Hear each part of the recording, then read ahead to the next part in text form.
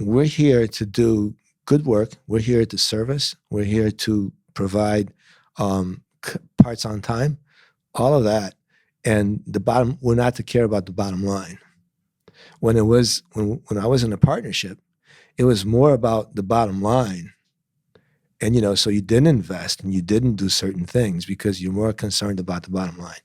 There was definitely a philosophy switch that we did. And we just said, we don't care. We want to concentrate on doing good work, on servicing our customers. And profits are a byproduct or your bottom line is a byproduct of doing good service.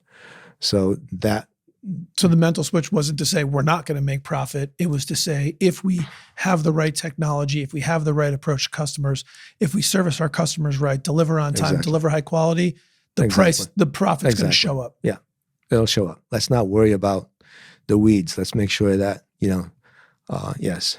Yeah. And that worked. Absolutely. And it's still to this day, that's the way we operate.